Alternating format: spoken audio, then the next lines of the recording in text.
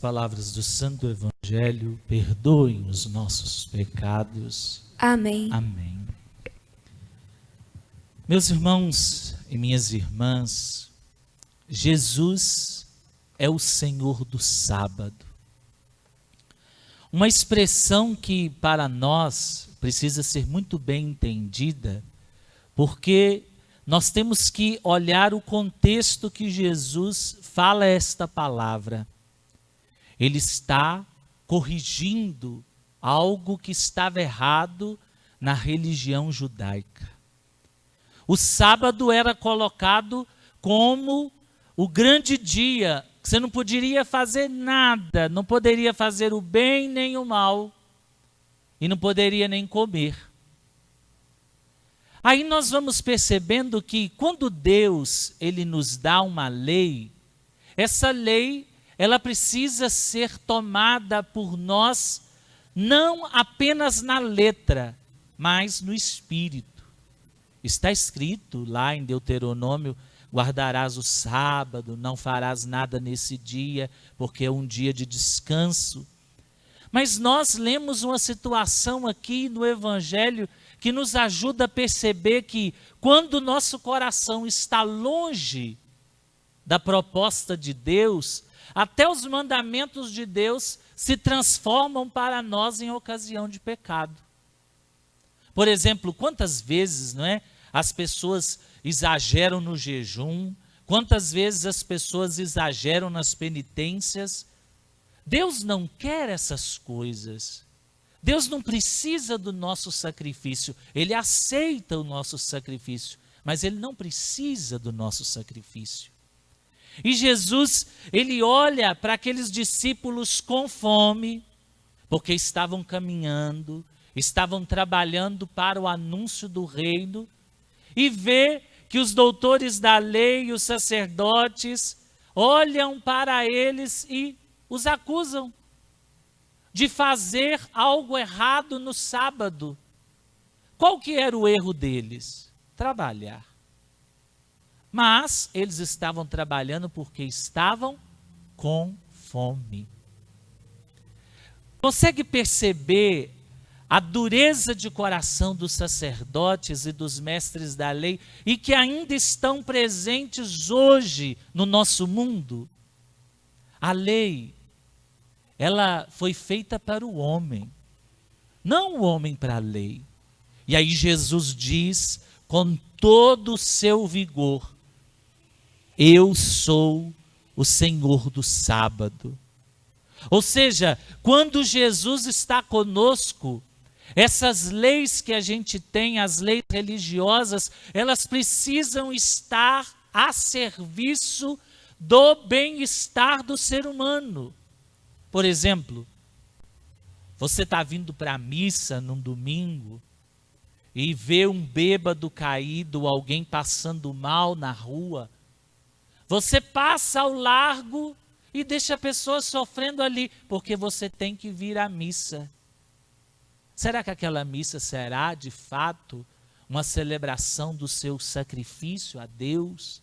Será que Jesus vai ficar alegre? Você passou por alguém que necessitava e não foi capaz de doar e de dar àquela pessoa algo que era necessário para ela sair daquela situação? Ah, mas faltar à missa no domingo é um pecado gravíssimo. É verdade, é gravíssimo, mas depende do motivo. Se for para você salvar a vida de um irmão, você vai estar celebrando a missa lá, junto com ele. E a gente precisa, meus irmãos e minhas irmãs, pedir esta graça do Espírito Santo, para que Ele nos ajude a cada dia mais introjetar dentro de nós, interiorizar essas leis, para que elas estejam a favor nosso, não contra nós. Que esteja para ao serviço do ser humano, não o contrário. Essa misericórdia de Deus, esse amor de Deus, ele é imensurável. Hoje nós podemos ver na oração que foi feita pelo rei Ezequias a Deus, Isaías chega lá e diz: olha, você vai morrer mesmo. Espera aí que vai ser breve. O rei, ele vira o seu rosto e faz uma oração a Deus, dizendo: peço-te, Senhor, te lembres de que tenho caminhado em tua presença com fidelidade e probidade de coração e tenho praticado o bem aos teus olhos. E aquela profecia de morte, Deus volta atrás. É tão bonito a gente perceber essa grandeza de Deus que volta atrás. Quantas vezes, aí a gente lembra de Jesus, não é? Dizendo: quantas vezes, Jerusalém, eu quis reunir vocês, como a galinha reúne os pintinhos debaixo de minhas asas, e você não quis. Às vezes somos nós que não queremos essa misericórdia de Deus.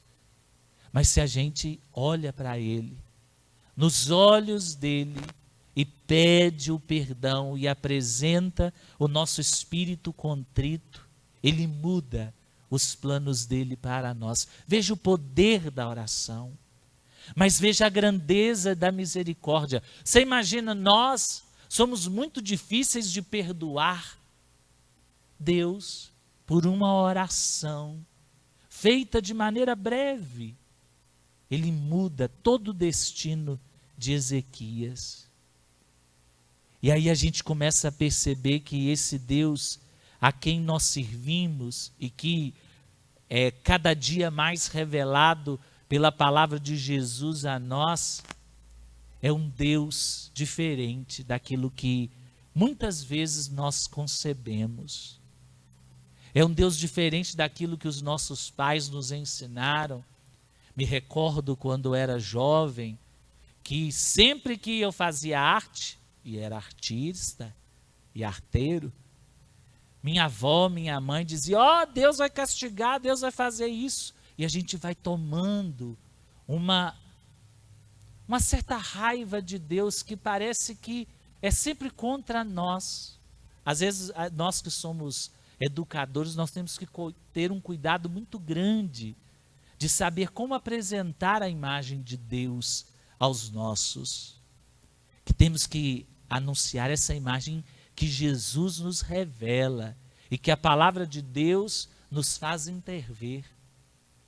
Irmãos e irmãs, Deus quer entrar no nosso coração com seu Espírito, para que esse Espírito recorde em nós todas as palavras e nos salve.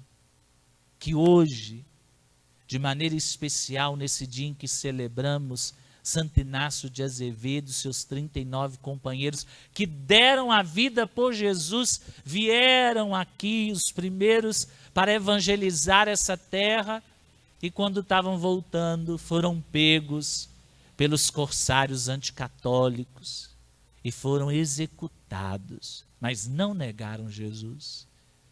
Sabem por quê? Porque Jesus não costuma abandonar aqueles que o servem.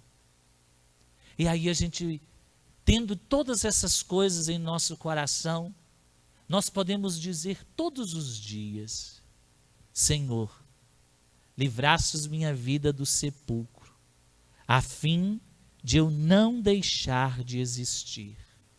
O meu coração em vós espera, por vós há de viver o meu espírito.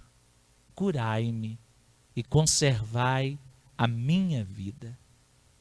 Só quem olha para Deus do jeito que Jesus olhava é capaz de rezar esse salmo, é capaz de compreender o que Deus fez na vida de Ezequias pelo profeta Isaías, é capaz de compreender esta dura que Jesus dá nos sacerdotes e nos mestres da lei, que estavam fazendo errado.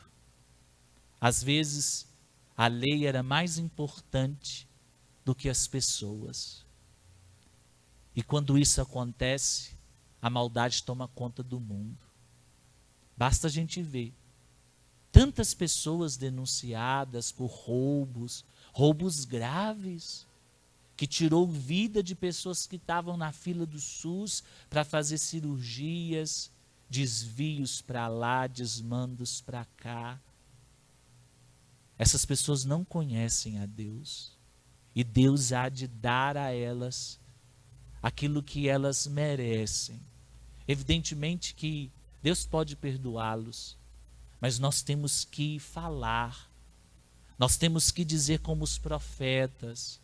Precisamos ser profetas, ter a audácia, a parresia, de poder anunciar essas coisas sem medo, de poder prender político grande, de poder prender pessoas que roubam, pessoas que destroem a vida dos outros.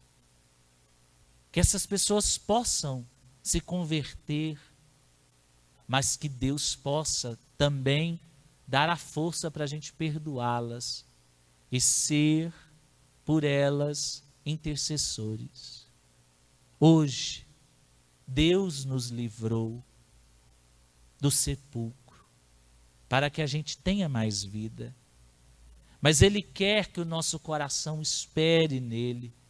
Ele quer que a gente viva através do seu Espírito, para que Ele possa curar e conservar a nossa vida.